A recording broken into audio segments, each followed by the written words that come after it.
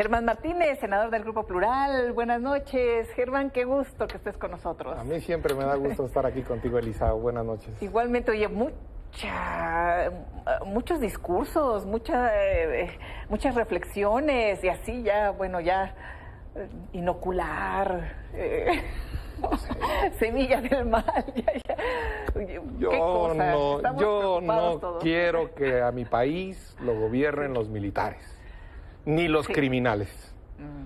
Yo quiero lo que quería Benito Juárez, que el poder civil estuviera por encima del poder militar. Entonces, el militarismo y los fueros de él para los militares los defendía el vendepatrias Antonio López de Santana. Y Benito Juárez no quería fueros ni para la iglesia ni para los militares. Yo no quiero fueros para militares, para eclesiásticos, para empresarios, para nadie. Yo quiero un México en donde todos seamos iguales. Eso es lo que reivindico. Y si se le va a dar poder a los militares para combatir la delincuencia y garantizar la seguridad pública, deben tener límites. Yo quiero seguridad pública con militares, claro. No quiero seguridad militar. Una cosa es seguridad pública y otra cosa es seguridad militar. ¿Y cómo sería esa seguridad pública con militares, Germán? Porque, bueno, se ha discutido el tema desde hace muchos años, desde la propuesta priista sobre el tema de seguridad interna, seguridad interior, que se trató de modificar y hubo un gran debate. ¿Cómo debe ser esa participación? Primero, no estamos en contra, y segundo, hay militares buenos, militares gloriosos, honras de nuestra historia, como Felipe Ángeles, como Gustavo Garmendia. Pero también hay militares bribones, como abogados, como carpinteros, como fontaneros, como nosotros, como políticos. Sí. También hay asesinos, hay criminales dentro del ejército. Hoy acaban de meter a la cárcel a uno de Ayotzinapa. Sí. Los que mataron a Madero, el tío abuelo de Gustavo Madero, fueron militares. Los que traicionaron a Felipe Ángeles. Claro, sin duda. Entonces, ¿cómo debe ser?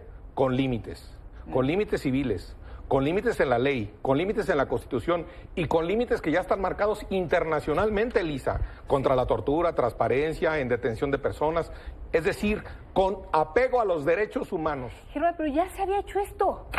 Ya se había discutido, pues ya no habían hecho ya un plan y firmaron un acuerdo y justamente dijeron, claro, no queremos que los militares se vayan ya mañana, ahorita. No, esto tiene que ser paulatino, que apoyen, por supuesto, pero tiene que haber un mando civil y tiene que ser una salida paulatina en donde se fortalezca a las instituciones de seguridad pública civil. Ahí está el acuerdo, pues eso ya lo han dicho. Y no se hizo. Se va a vencer en 2024. Lo que quieren es una prórroga. Lo que quieren es, ante la inacción, ante la falta de capacitación, ante la falta de presupuesto para las policías civiles, quieren que nos arrojemos en manos de los militares. ¿Por qué, Germán? ¿Qué hay detrás de todo eso? ¿Por qué cambió de opinión el presidente y por qué está impulsando esto de esta manera? Porque ahí voy a usar un término militar que no se conoce mucho, porque son de espoleta retardada. Espoleta retardada son las granadas que avientan para que detonen un poco después. Son de espoleta retardada, es decir, de entendedera retardada. Entendieron que el crimen sí se combate con fuerza, no con abrazos. Sí se combate con balazos legítimamente dados y con respeto a los derechos humanos, no con abrazos y con perdones, con simulaciones de reconciliación, nada de eso. A la sociedad se le defiende con las fuerzas armadas, pero con un mando civil, en coordinación entre policías civiles y policía militar. Lo que nosotros hemos dicho es que esto de buscar buscar la prórroga, quiere amarrarle las manos al nuevo comandante supremo de las Fuerzas Armadas, al nuevo presidente o presidenta, a quien llegue, amarrarlo al militarismo. Y la iniciativa anterior, la de las Fuerzas Armadas, que es inconstitucional, según yo, decía que la delincuencia era cuasi militar. Entendieron tarde, por eso lo de espoleta retardada. Pues la respuesta no puede ser cuasi fascista.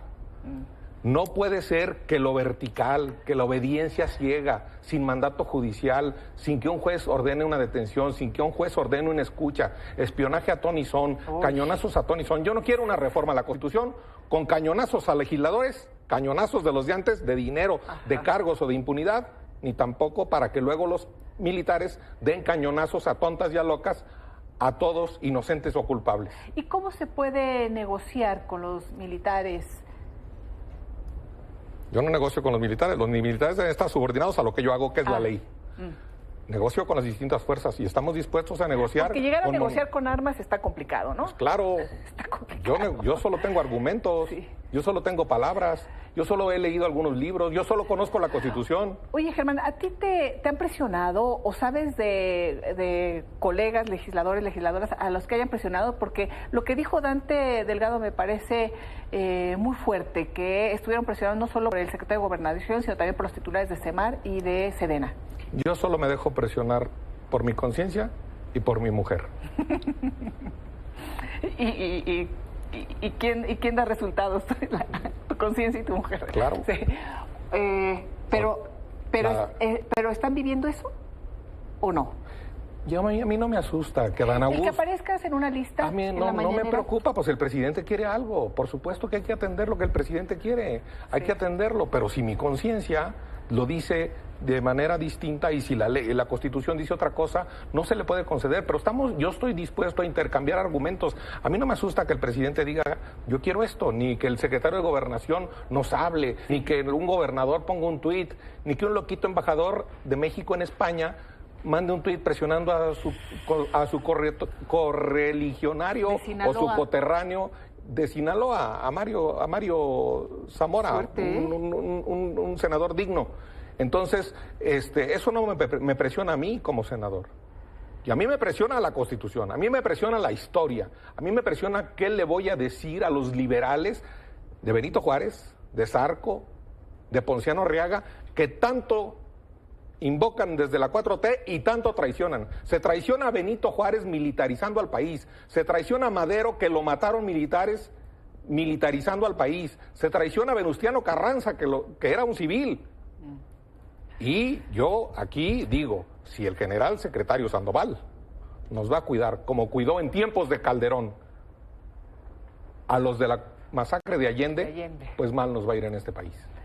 Y a veces no se entienden los límites de la fuerza que tiene una institución como las Fuerzas Armadas o un general secretario. Las palabras sí tienen consecuencias, ¿no? Entonces creo que también hay que ubicarnos todos en nuestro papel, en nuestra función y en la responsabilidad que tenemos desde nuestros distintos lugares y la responsabilidad, por supuesto, de alguien que tiene ese poder. Y criticar al ejército, criticar a los soldados no es criticar al país. Ellos no son el país. Lo militar no es lo estatal. Para mí vale lo mismo. Para mí vale lo mismo un soldado mexicano que un bolero de la calle de Reforma. Para mí vale lo mismo un general del ejército o un marino que un limpiaparabrisas que se gana la vida con unas monedas en Paseo de la Reforma. Los dos tienen la misma dignidad. Y yo creo que debe triunfar el poder ciudadano, la civilización y un combate civilizado a los narcos y a los criminales, a los que sí quiero ver vencidos y en la cárcel. No quiero ver derrotadas a nuestras Fuerzas Armadas, no las quiero ver cacheteadas por el crimen, las quiero ver gloriosas, las quiero ver triunfantes, pero en el marco de la ley y del respeto a los derechos humanos, Elisa, sin negociación alguna en ese tema. Vamos a ver, Germán, si llegan a un acuerdo que retome todas estas ideas, porque pues todavía faltan por lo menos 10 días, no sé qué va a pasar ahora en comisiones, pero va a ser muy importante lo que ahí se decida o lo que ahí se vote, lo que ahí se acuerde. Claro, pero yo no les quiero dar un cheque en blanco a las Fuerzas Armadas. Para eso el presidente tiene, si ve que el crimen va ganando, tiene el estado de sitio, tiene el toque de queda, tiene la suspensión de las garantías individuales en el 29 de la Constitución. Que lo haga, que tenga valentía y gallardía para decir aquí se suspenden las garantías individuales y aquí va a entrar el ejército. Tiene el instrumento constitucional, pero no quiera que nosotros le entreguemos un cheque en blanco a ningún mexicano, ni a iglesia, ni a empresarios, ni a militares, ni a nadie, privilegios a nadie. Porque ya se pensó, ya se estableció en la Constitución y precisamente incluso en casos extremos como en estado en donde las garantías se hacen a un lado de manera permanente, con ciertas características y vigilancia, pues es importante seguirlo de esa manera, porque si no, ¿viviremos en un estado de excepción permanente? Yo no quiero estado de excepción. No. Yo quiero que mis hijos salgan tranquilos. Sí. Yo quiero un estado de bienestar como el que quiere López Obrador, no un estado cuartel, no un estado militar. Muchísimas gracias, Germán. Al contrario, Elisa, gracias a ti. Buenas noches.